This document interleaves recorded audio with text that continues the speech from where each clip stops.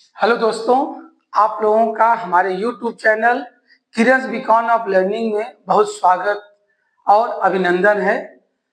आप लोग को आएगा ऑब्जेक्टिव, जो कि आप लोग सब सही करेंगे तब उसमें आपको 20 में 20 नंबर मिलेगा। तब आप लोगों को उसमें 20 में 20 मिलेगा।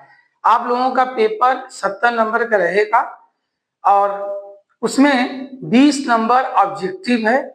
20 नंबर जो है आपका ऑब्जेक्टिव रहेगा और वो ऑब्जेक्टिव आपके केमिस्ट्री, भौतिक और जीव विज्ञान तीनों में मिला के रहेगा। तो आज हम आप लोगों को ऑब्जेक्टिव का पोर्शन कराने जा रहे हैं। इस वीडियो को अंत तक देखिए, हमारे साथ जुड़े रहिए, बने रहिए और 100% इसमें से बहुत सारे क्वेश्चन आपके यूपी बोर्ड में पूछे जाएंगे।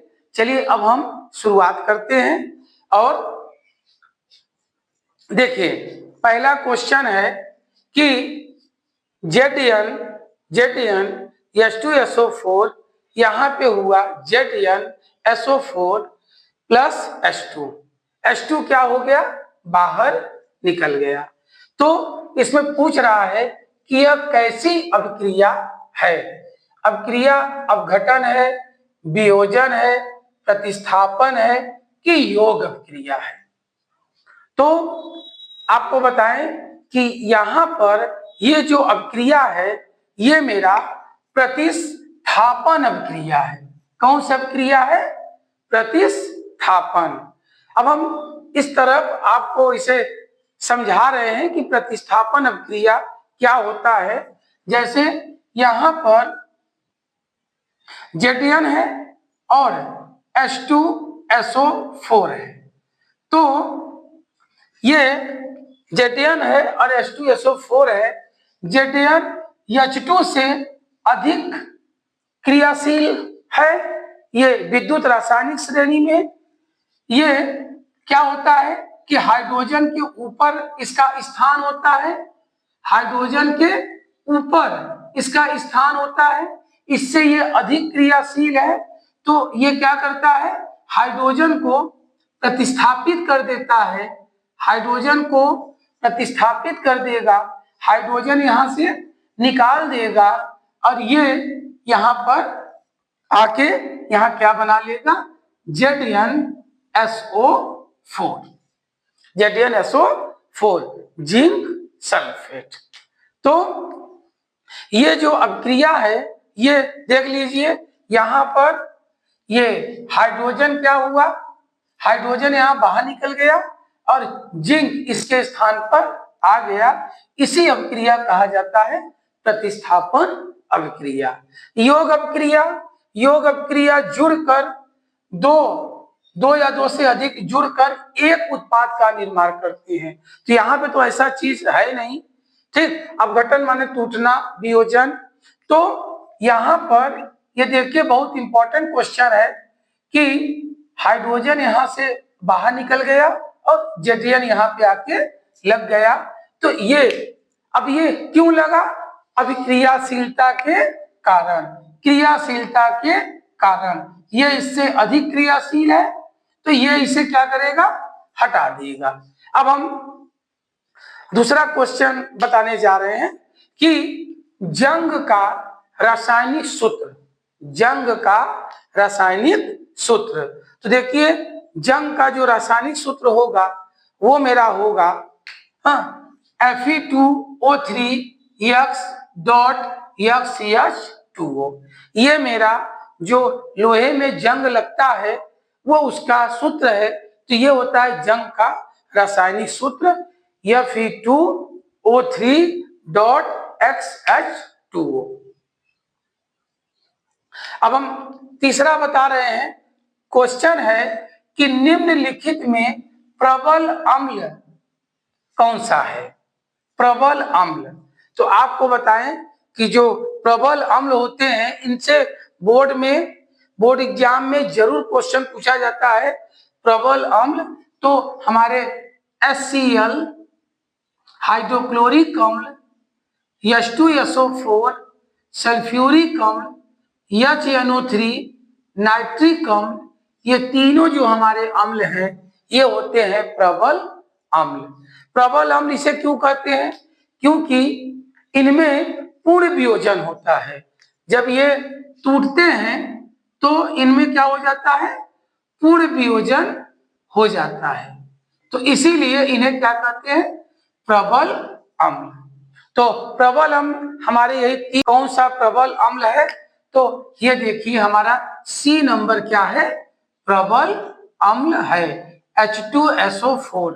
एक बार फिर से सुन लीजिए, प्रबल अम्ल में पूर्ण वियोजन होता है। आगे देखिए, यहाँ पे चौथा क्वेश्चन है कि निम्न में प्रबल क्षार है। अब देखिए, अभी हमने प्रबल अम्ल बताया, अब प्रबल क्षार की बात करें तो देखिए प्रबल क्षार क्या होता है? जैसे LiOH, lithium hydroxide, sodium hydroxide और पोटेशियम हाइड्रोक्साइड, ये तीनों हमारे क्या होते हैं? प्रबल क्षार होते हैं। प्रबल क्षार होते हैं। तो यहां पर देखिए कौन सा है? ये हमारा बी नंबर है, ये बी नंबर है प्रबल क्षार। ये क्या है? ये प्रबल क्षार, KOH। इसके बाद जो भी होंगे सब वो हमारे क्या होंगे? दुर्बल क्षार होंगे। अब इसके बाद देखिए आगे बढ़ते हैं, पांचवा नंबर, प्रबल अम्ल के जलीय विलयन में किसका आधिक्य होता है? कोई प्रबल अम्ल है, ये देखिए ये सब हमारे प्रबल अम्ल हैं। तो क्वेश्चन ये है कि किसका आधिक्य होगा, मतलब जब वो टूटेगा तो किस चीज का आधिक्य होगा? वो होगा हमारे H+ आयनों का। देखिए अम्ल क्या होते हैं? अम्ल को जब हम जल में घोलते हैं तो वो H+ आयन में टूट जाती है, H+ आयन में टूट जाते हैं। तो यहाँ क्वेश्चन ये है कि प्रबल अम्ल के जलीय विलयन में किसका आधिक्य होता है? तो किसका होगा? H+ आयनों का। छठवां नंबर है, किसी विलयन का pH मान 3 है, विलयन क्या होगा? विलयन जो pH मान होता है, अगर 7 रहेगा, 7 रहेगा तो उदासीन होगा, और 7 से कम होगा, 7 से कम होगा तो वो मेरा क्या होगा? अम्लीय होगा। और अगर 7 से ज्यादा होगा तो क्या होगा? क्षारीय होगा। मतलब 14 तक अगर है तो ये क्या होगा? क्षारीय होगा। 7 है तो उदासीन होगा, और 7 से कम है तो वो अम्लीय होगा। तो यहां पे देखिए क्वेश्चन क्या है कि किसी विलयन का pH मान 3 है तो विलयन क्या होगा? देखिए pH मान 3 है ना, तो क्या है? यहाँ पे कम है, 7 से कम है 3, तो ये हमारा अम्लीय होगा। तो इसका सही आंसर क्या होगा? अम्लीय। आगे देखिए कि यहां पर शुद्ध जल का pH मान निम्न में से क्या होगा? देखिए शुद्ध जल का pH मान होता है 7, क्योंकि ये जो 7 होते हैं ये हमारे उदासीन होते हैं। तो यहाँ पे शुद्ध जल का pH मान कितना होगा? 7। आठवां नंबर है, अम्ल से हाइड्रोजन हटाने वाला धातु निम्न में से क्या है? कोई अम्ल है, उसमें से हाइड्रोजन को हटाने वाला धातु ये देखिए धातु पूछ रहा है, और यहाँ पे सब हमारे क्या है? धातु हैं। लेकिन सभी हाइड्रोजन को नहीं हटा सकते। देखिए हाइड्रोजन के नीचे हमारा कॉपर है, Ag है, Hg है, और हाइड्रोजन के ऊपर ये सब नीचे है और हाइड्रोजन के ऊपर मेरा जिंक है। तो ये जो जिंक होता है ये हाइड्रोजन से अधिक क्रियाशील है, तो ये हाइड्रोजन को क्या करेगा, हटा देगा। तो इसका सही आंसर क्या होगा, ये देखिए फिर से हम बता दें कि ये HgCuAg ये हाइड्रोजन से कम क्रियाशील है और कम क्रियाशील वाले अधिक क्रियाशील वाले को नहीं हटा सकता, इसलिए ये क्या होगा कि ये जो मेरा क्वेश्चन है ये जिंक जो है यहाँ पर जिंक हाइड्रोजन को मतलब अम्ल से हाइड्रोजन को हटा देगा। निम्नलिखित में से अम्लीय लवण कौन सा है, देखिए 9वां क्वेश्चन है, निम्नलिखित में से अम्लीय लवण कौन सा है। तो जो अब हम आपको एक ट्रिक बता दें कि जिसमें बीच में H+ रहे वो अम्लीय होगा। जैसे यहाँ पर अगर हम इसे तोड़ें तो NaHSO4, यहाँ पर देखिए क्या होगा, Na+H+ और ये 2-। तो यहाँ देखिए बीच में H+ आया ना, जब बीच में H+ आए तो क्या होगा, अम्लीय होगा, और अगर यही OH बीच में आए तो वो क्षारीय लवण होगा। देखिए 10वां क्वेश्चन है कि एक विलयन नीले लिटमस को लाल कर देता है तो इसका pH मान, देखिए लिटमस पेपर जो है, एक कपड़ा लाओ, कपड़ा अंदर से, तो लिटमस पेपर एक विलयन नीले लिटमस को लाल कर देता है, इसका ये नहीं यार दूसरा पूछने वाला, इसका pH मान क्या होगा। तो देखिए लिटमस पेपर एक नीले रंग का होता है और एक होता है लाल रंग का। तो अगर नीले से लाल में बदल जाए, नीले से लाल में बदल जाए तो वो विलयन क्या होगा जो कि नीले को लाल में बदल दे, वो विलयन, तो उसका pH मान क्या होगा, उसका pH मान 7 से कम होगा, क्योंकि ये देखिए अम्लीय, नीले से लाल अम्लीय है तो उसका pH मान 7 से कम होगा। और अगर लाल से नीला हो जाए तो वो क्षारीय होगा और उसका pH मान 7 से ज्यादा होगा। तो इसका सही आंसर क्या है, 6। देख लीजिए ये 9, ये 12, ये 7। आपको बता दें कि ऑब्जेक्टिव करते समय आप लोग बड़ा ध्यान से आराम से करिएगा कि वहां पे गलती ना हो कि कहीं झटके में हमसे। दोस्तों आप लोगों को मेरा वीडियो पसंद आए तो प्लीज इसे लाइक और सब्सक्राइब जरूर करिए, जिससे कि हमारा भी मनोबल बढ़े और हम आगे आप लोगों को इसी तरीके से अच्छे क्वेश्चन को वीडियो में प्रोवाइड कराएं। चलिए अब हम आगे बढ़ते हैं। देखिए 11 नंबर पे फोकस दूरी एवं वक्रता त्रिज्या R के बीच संबंध, वेरी इंपॉर्टेंट क्वेश्चन है।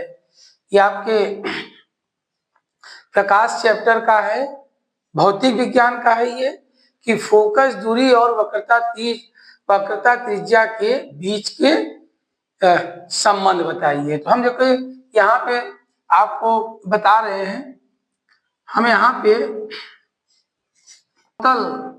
दर्पण ले लिए और ये इसका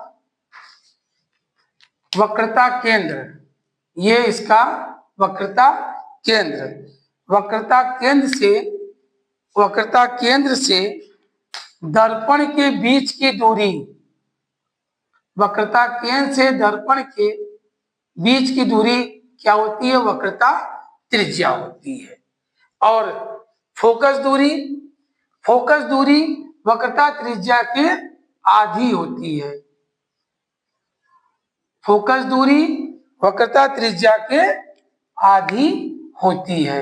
ये मेरा क्या है, ध्रुव और वक्रता केंद्र के बीच की दूरी को क्या कहते हैं, वक्रता त्रिज्या कहते हैं। और जो फोकस दूरी होती है वह वक्रता त्रिज्या के आधी होती है।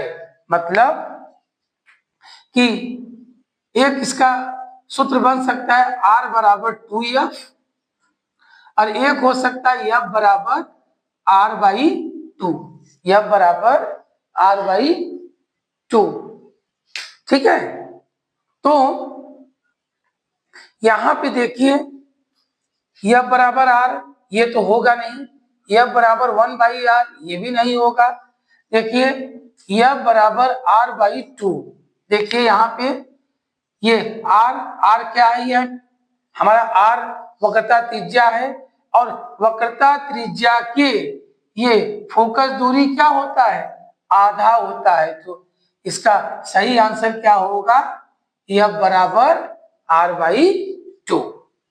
यहां देखिए अगर ये है तो F बराबर 2R, मतलब वक्रता त्रिज्या को दोगुना कर दिया है। तो इसका सही आंसर होगा F बराबर R/2। 12वां क्वेश्चन है, उत्तल दर्पण से बनने वाला प्रतिबिंब की प्रकृति। तो इसके जो प्रतिबिंब की जो प्रकृति होगी वो कैसा होगा। देखिए ये उत्तल दर्पण है उभरा हुआ, ये उत्तल दर्पण है उभरा हुआ होता है। यहाँ पे ये मेरा उत्तल दर्पण है, उत्तल दर्पण, और ये इसका उभरा हुआ हिस्सा होता है। ठीक है, तो उत्तल दर्पण से बनने वाले प्रतिबिंब की प्रकृति हमेशा आभासी व सीधा होता है। इसका सही आंसर क्या होगा, आभासी व सीधा। तीसरे क्वेश्चन चल रहे हैं 13वां। देखिए 13 नंबर क्वेश्चन, कोई दर्पण है, किसी भी वस्तु का प्रतिबिंब सदैव सीधा बनता है तो दर्पण क्या होगा। देखिए वो दर्पण मेरा, हालांकि इसमें देखिए ये समतल और उत्तल, ये इसका आंसर नंबर सी सही होगा। उत्तल में सीधा बनता है, समतल में भी सीधा बनता है, लेकिन ये देखिए दोनों मिला के सी दे दिया, समतल या उत्तल। तो इसका सही आंसर क्या होगा, समतल या उत्तल। 14 नंबर क्वेश्चन है कि एक उत्तल दर्पण की फोकस दूरी, एक उत्तल दर्पण की फोकस दूरी 20 सेमी है, उसकी वक्रता त्रिज्या होगी, मतलब उसकी वक्रता त्रिज्या क्या होगी। उत्तल दर्पण है तो इसका कह रहा है कि फोकस दूरी कितना है, फोकस दूरी 20 सेमी है, 20 सेमी है, उसकी वक्रता त्रिज्या कितनी होगी। ये देखिए 20 सेमी है, इसकी वक्रता त्रिज्या कितना होगा, इसी का डबल हो जाएगा। तो 20 दूना 40, 20 दूना 40। तो आंसर क्या होगा, हमारा आंसर होगा सी।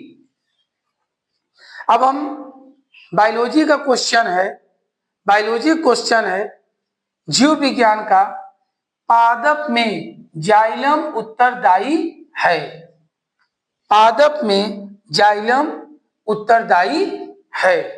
तो इसमें जाइलम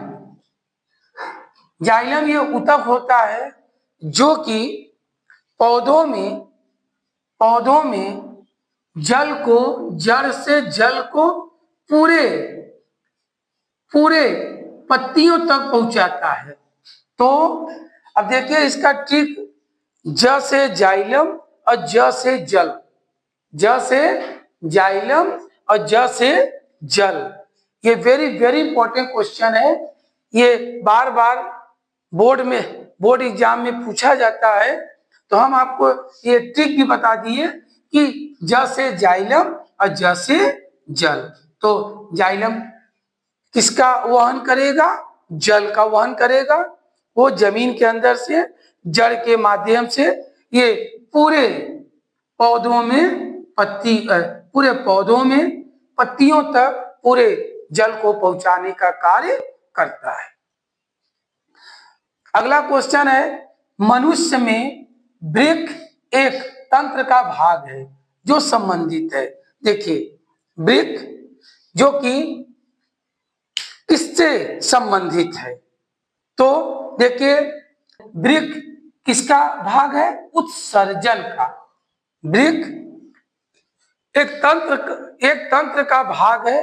वो किसका है? उत्सर्जन। उत्सर्जन का मतलब होता है कि शरीर से अपद्रव्य को बाहर निकालना। ठीक, तो ये वृक्क उसमें मदद करता है। आगे देखिए, मनुष्य में दूध के दांतों की संख्या निम्न में से क्या होगी? देखिए, जो दांत होते हैं वो दो प्रकार के, एक होते हैं स्थायी और एक होते हैं अस्थायी। तो देखिए, इसमें कह रहा है दूध के दांत। ये बहुत ही अच्छा क्वेश्चन है। दूध के दांत, तो दूध के दांत होते हैं 20 और ये दूध के दांत क्या होते हैं? टूट जाएंगे और जो दोबारा आएगा वो दांत जो होता है वो परमानेंट टीथ होता है। उसे टूटने के बाद फिर से दांत नहीं आएंगे। वो मेरा परमानेंट टीथ कितना होता है? वो होता है 32। ऊपर और नीचे 16, तो दोनों मिला के 32 होते हैं। लेकिन जो दूध के दांत होते हैं वो हमारे 20 होते हैं और 20 ये अस्थायी होते हैं, ये टूट जाते हैं। अगर दोस्तों ये मेरा वीडियो आप लोगों को अच्छा लगा हो तो प्लीज इसे लाइक और सब्सक्राइब जरूर